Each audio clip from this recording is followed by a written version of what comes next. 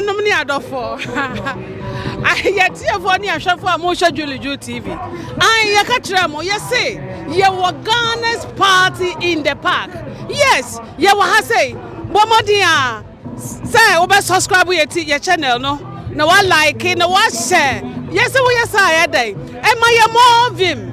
Am I a moral? Now, pussy a meal system, no? I'm a brain na. Yeah, program for fraud and Danina at your bro. I say, and you grow, you see a program, no? Episode by episode. Yes, say, you were near Bemabia. Yakatramo say, you promote business. I, you Bema no abobra. What simple near my door to door at the Ghana. Na sabre ya be share nua be ma wa hai ye pese ye ni nua me ma na ebo nkomo na kwan a ofoso che e be fa nua ma no firi ufie e shepo di koma wadofo wo Ghana no o ka ho asem ma adofo hu se ne be ya sa wo pe obi ama ne de woni ma firi abrochire akọ Ghana ma wa won fa wrong place wo be bomodi afre no na wa ba be fa woni ma na akọ Ghana ma wo me nua be ma we crowd omo ye mienu me nua mema no mema mo akwaba yeah me pa mo cho obi a mo didi ma ye na ya hwefo ne etiefo pese omo etimo nka your friend was sales your friend Mr. Ben many the CEO of First Class Shipping. Mr. Obey me pa cho kasade nkakra kasade na madofo pese etie o voice ne wo fam e wo fam kasade your friend Michael Oben Many the director of First Class Shipping Specialist Limited, a door-to-door shipping company from UK to Ghana. That's right. Me nua bema. What's about him? Men say friend me o say usu. Me head more First Class. O say ono so friend o say usu. Say Matthew, me nua bema. Na eba ni say na adwuma bebre wo ho. Na mo me no mo ya mo adwen say door-to-door e na mo beye. The kind of the Nyamias say, what they are together. Ghana for Shamusea, Yana Niger, so what I say, Yadamase, any more tea for you. Say, Mamma, when you say, Yena, Yajuma, Yedi. Now, the kind of Miaka Sami Obia Mene post office, a Royal Mail, a Juma for some time. And after no, and Miko school and I decided say no maybe to help the Ghanaian community. And let's just say with regards to the Maya before no, let's just say shipping a Jumana but Nyami Adam so no be ajatum. So UK now busa door-to-door shipping company Konkan Padia and you know First Class Shipping. First Class Shipping will be here. First Class Shipping obiase ye what's out here what's it so UK ha now person shape on yama e de ko Ghana dia enko ba bia o First Class Shipping me nua be ma won so di bi kakra be so ma ye se no sika se oba Royal Mail no me se ye Royal Mail kakra nem se shipping adwuma na ye sha let us say nkoyi papa iti asa nimdie na ye fa ora me mo no ana ye se ye be pushi ye be pushi se the shiponi amako Ghana no na ma anipa ni aso enti eno nti ne ye nyina ye be bua na say ama shipping na eye no e di difference aba enti ne ye nyina ma e be sa First Class Shipping no ayo ye da mo ase na me nua me ma me pa chowo se obi pese obefa ne niema na okofa me di kan aba okofa emere sei muso me sei na otwe sei ena sei ena du Ghana.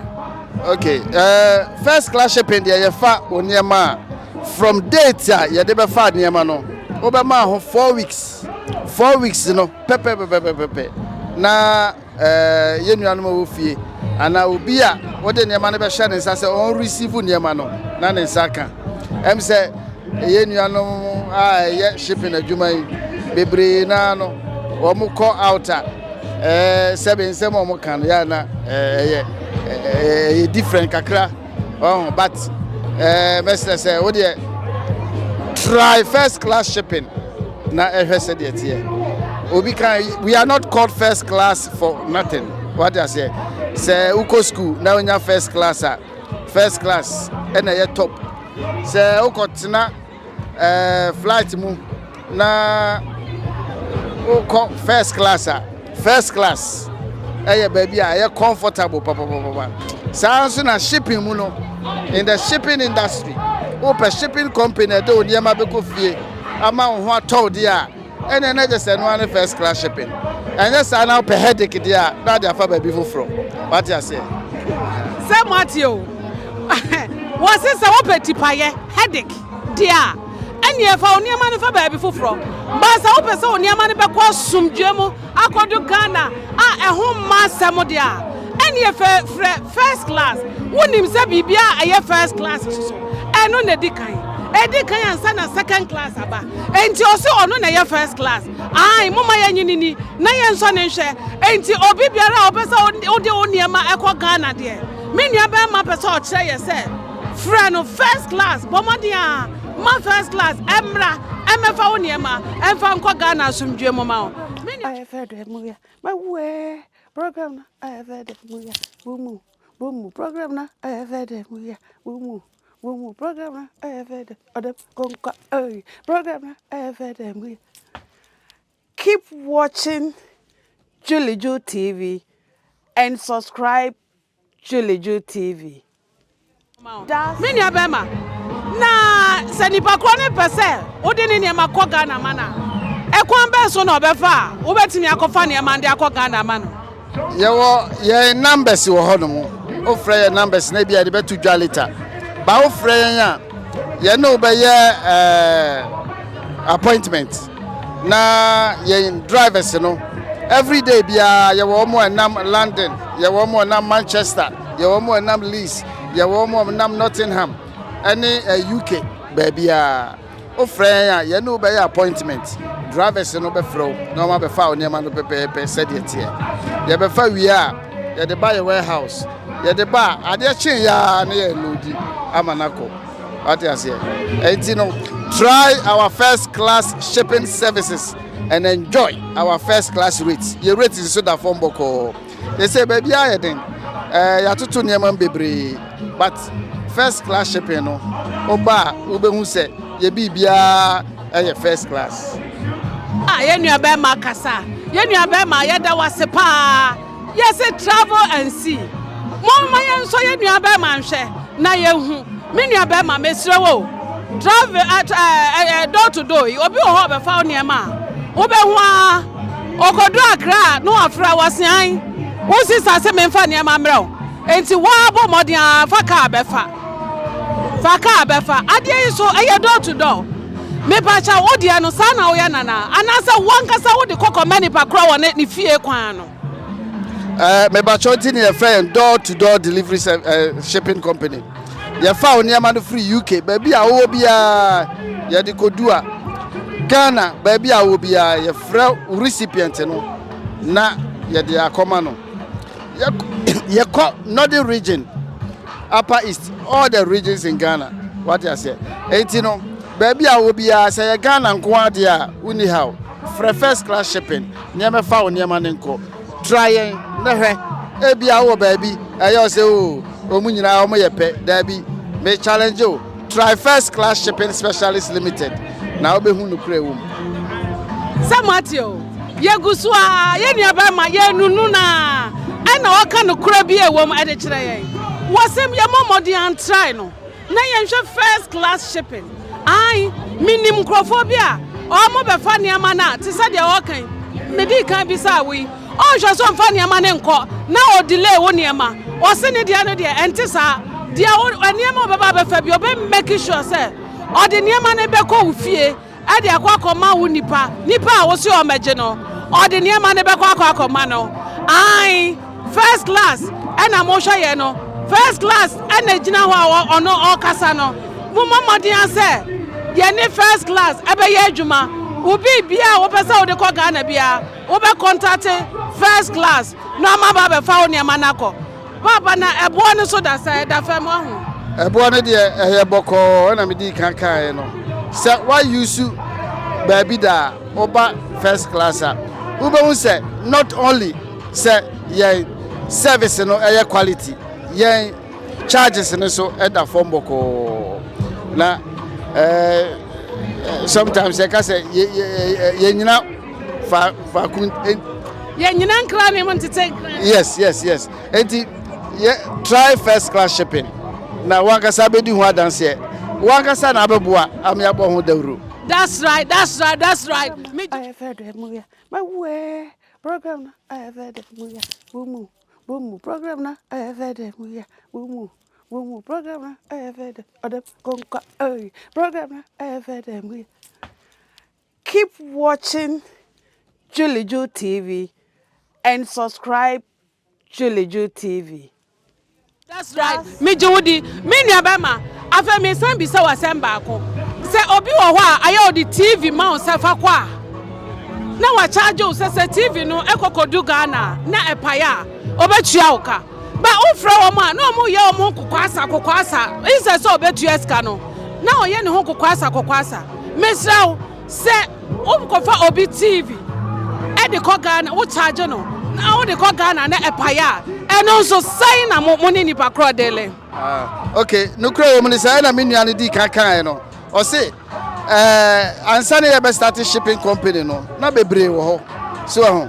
Na mom say de no mo ye niema bi ni ade na nkoyie. Enu nti na ye free Royal Mail, ye free school. Ye buy, ye decide say no. Shipping industry na nkoyie. Enti ye beti company friend of First Class Shipping Specialist Limited. Na ye de niema to 2 years. It's first class shipping de onyama kwa ubi bia ide beko bia no covered under our insurance policy enyama enye covered ye beka kire o ebi ni mirror ebi ni plates ebi ni glass ye beka kire o enyama ka bia ye nya fa you are covered under our insurance policy enti se onyama kodu na se sebe ho te chuma mpo a uni problem first class shipping specialist ebe replace impo as a amount compensation. So what I say. Now the woman say customers bia omo use first class for some time now. I'm say few minutes ago bi betwitwa mu class here. I can minya bia na nkoma be di dance here because me American e be te say there me company tina maker. Man Opese who said the first class it here. Try first class. You're different from all other shipping companies from the UK to Ghana. Okay, yate. Dia waka no why ade mo na mo so bi pese o contact o e ma wo be fa ne niam e de ko Ghana. Ye pese o do number to dwa. Said de be ya so bi hia o na o pese ba bi o bia o pese o be fa ne niam de ko Ghana mana. O be ko akofa ma no ntifa o number to dwa. Okay. O pese o frɛ yan na ya be fa onema ye numbers no de di kan ye 079 474 89399 Mrs. Subiem 079 474 89399.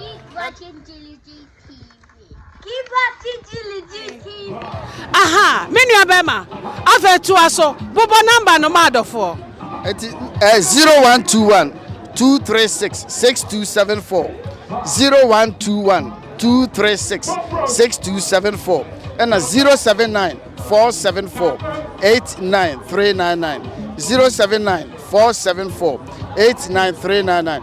Over say our website www.firstclassshipping.com. Don't forget say your class K firstclassshipping.com www.firstclassshipping.com. That's it. Yeah, that was say why are there afei who are the phobia obese ochia wo mo a obetimi achia wo mo abrochire ha ne Ghana maybe say me use kwanya di da akwaba UK ase say o mama yen sa kwanya yi Ghana for ye nyina be hia bibia efe bibia ekoso de tosu biem obi biara we use first class shipping a wo hweme Michael nie bebre ho a omo enemi akasa omo hume